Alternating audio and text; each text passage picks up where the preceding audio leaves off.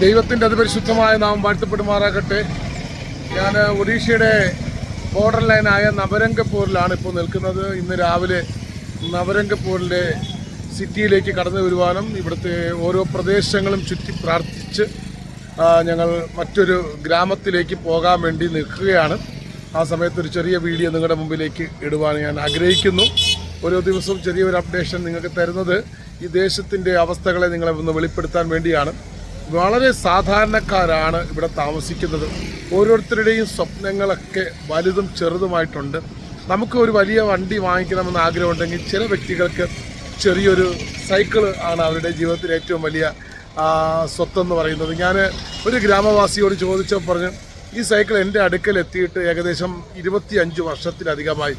ആ സൈക്കിളിന് അവൻ ഏറ്റവും പൊന്നുപോലെയാണ് സൂക്ഷിക്കുന്നത്. കാരണം അവൻ്റെ വാഹനം അതാണ്. അവന് ഗ്രാമത്തിൽ നിന്ന് വന്ന് പണി ചെയ്ത് തിരിച്ച് ഗ്രാമത്തിലേക്ക് പോകുവാൻ ഉള്ള ഏക മാർഗം ആ സൈക്കിളാണ്. ആ സൈക്കിള് അവനെന്നും പരിപാലിച്ച് പോറ്റി പുലർത്തിയാണ് അതിനെ കൊണ്ടുപോകുന്നത്.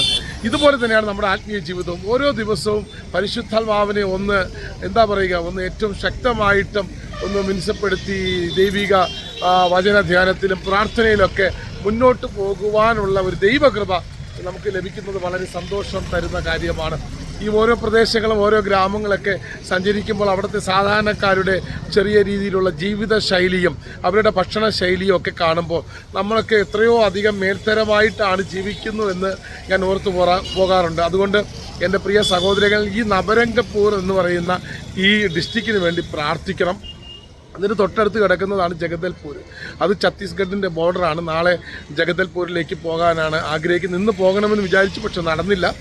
നാളെ രാവിലെ ജഗദൽപൂരും ബിജാപൂരും ഒരുമിച്ച് പോയി പ്രാർത്ഥിച്ചിട്ട് റായ്പൂരിലേക്ക് പോകാൻ ആഗ്രഹിക്കുന്നു. ഛത്തീസ്ഗഡിൻ്റെ മറ്റൊരു പ്രധാനപ്പെട്ട പട്ടണമാണ് റായ്പൂർ. അപ്പോൾ അതുകൊണ്ട് എൻ്റെ പ്രിയ സഹോദരങ്ങൾ ഓരോരുത്തരും ഇവിടെ ഓർത്ത് പ്രാർത്ഥിക്കും. സിറ്റിയുടെ അവസ്ഥകൾ മറ്റുള്ള കാര്യങ്ങളാണ് കാണുന്നത്. കാരണം വളരെ സാധാരണക്കാരായ ജനമാണ്. ഇവിടുത്തെ ഓരോ ജനത്തിനും അവരുടേതായ രീതിയിലുള്ള ജീവിത ശൈലിയുണ്ട്. അവർ അന്നന്ന് അധ്വാനിച്ച് അതിൽ നിന്നും കിട്ടുന്ന ചെറിയൊരു നന്മ കൊണ്ടൊക്കെ അവർ ജീവിക്കുന്നു. അവർക്ക് വലിയ സ്വപ്നങ്ങളൊന്നുമില്ല. അവരുടെ ഗ്രാമത്തിലായാലും അവരുടെ പട്ടണത്തിലായാലും അവരുടെ ചെറിയ നന്മകൾ കൊണ്ട് അവർ അനുഗ്രഹിക്കപ്പെട്ട നിലവാരത്തിൽ പോകുന്നു. പക്ഷേ ഇവിടുത്തെ ജനം പരിപൂർണമായിട്ടും യേശുവിനെ സ്വന്തം രക്ഷിതാവായി സ്വീകരിക്കാൻ വേണ്ടി നിങ്ങൾ ഓരോരുത്തരും പ്രാർത്ഥിക്കണം. ഈ നവരംഗപൂർ പട്ടണത്തിലെ സകല ജനത്തെയും നിങ്ങൾ ഓർത്ത് പ്രാർത്ഥിക്കണം. ഓരോരുത്തരും വളരെ പ്രതികൂലത്തിലും വളരെ സാമ്പത്തികമായിട്ടും വളരെ ബിലോ ആവറേജിലാണ് അവർ ജീവിക്കുന്നത്. അതുകൊണ്ട് നിങ്ങൾ ഓരോരുത്തരും ഇവർക്ക് വേണ്ടി പ്രാർത്ഥിക്കണമെന്ന് ഞാൻ ദൈവനാമത്തിൽ അപേക്ഷിക്കുന്നു. ഇനിയും കുറച്ച് ഗ്രാമങ്ങൾ 1-2 ഗ്രാമങ്ങൾ കൂടി സന്ദർശിച്ച് അതിന് വേണ്ടിയിട്ട് ഞാനും എൻ്റെ കൂടെയുള്ള സഹോദരനും കടന്നു പോവുകയാണ്. എന്നെയും എൻ്റെ മിനിസ്ട്രിയെ ഓർത്ത് പ്രാർത്ഥിക്കുക. ഓരോ സ്ഥലത്ത് ചെന്ന് പ്രാർത്ഥിക്കുമ്പോൾ നമ്മൾ ചോദിക്കും, ഈ പ്രാർത്ഥന കൊണ്ട് എന്ത് ഫലമെന്ന് ചോദിക്കും. പക്ഷേ നമ്മൾ ഇന്നിവിടെ പ്രാർത്ഥിക്കുമ്പോൾ നാളെ ഇവിടുത്തെ പുതിയ തലമുറ യേശുവിനെ അറിയുകയും ഈ ദേശത്ത് വലിയ വെളിച്ചവും പ്രകാശവും ദൈവികമായിട്ടുള്ള വചനത്തിൻ്റെ വിത്തും ആമേൻ ഇവിടെ വിതച്ചിട്ട് പോകുന്നത് വളരുക തന്നെ ചെയ്യും എന്ന് ഞാൻ പരിപൂർണമായി വിശ്വസിക്കുന്നു. അതുകൊണ്ട് ഈ പ്രദേശങ്ങളെ ഓർത്ത് നിങ്ങൾ പ്രാർത്ഥിക്കണമെന്ന് ദൈവനാമത്തിൽ പറഞ്ഞുകൊണ്ട് നിർത്തുന്നു. നിങ്ങളുടെ കൂട്ടു സഹോദരൻ pastor Anil Bennis, Nabarangpur, Odisha. God bless U.